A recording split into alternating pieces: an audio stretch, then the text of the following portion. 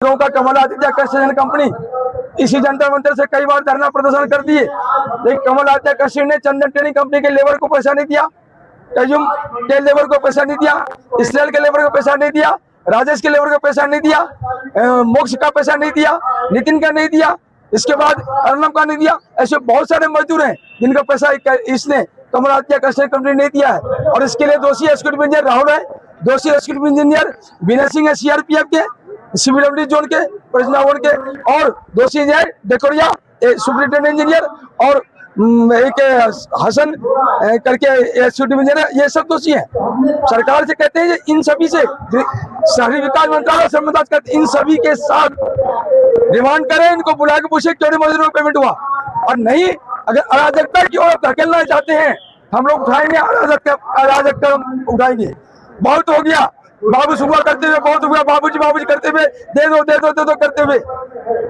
जब आह्वान करोगे तो यहाँ कोई मजदूर कमजोर नहीं है, मजदूर जो निर्माण कर सकता है वो विनाश भी कर सकता है।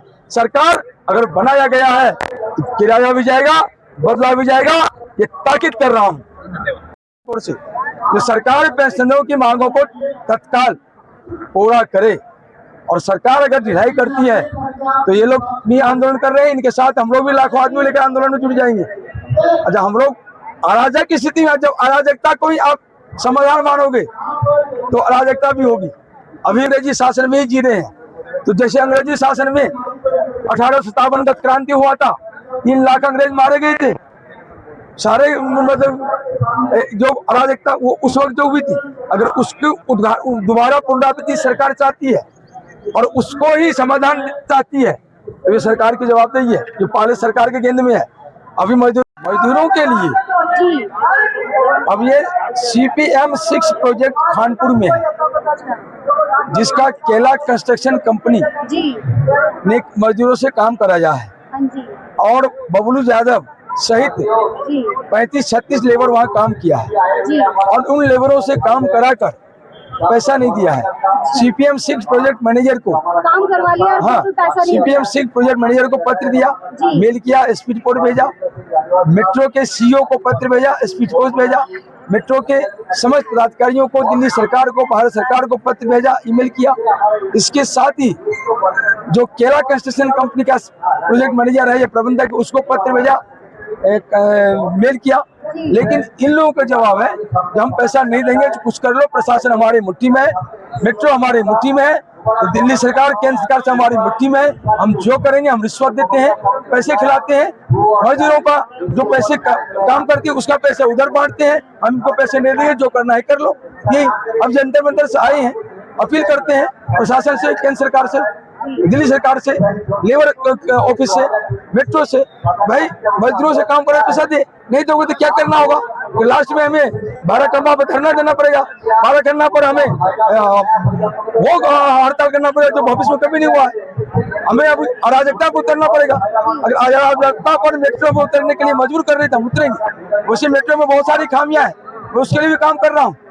मेट्रो सुधर जाए, मजदूरों का पैसा दे दे, केला कंस्ट्रक्शन कंपनी के प्रबंधक को गिरफ्तार करें, उसके ठेका रद्द करें और मजदूरों को पैसा दिला दें। में आपका स्वागत है। आइए, बम्बा महाराज जी आए हैं। आप बोलो, मजदूरों को construction company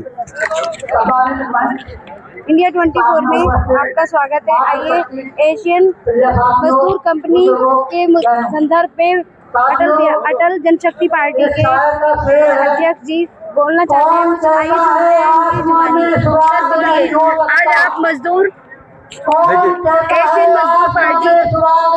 Asian construction company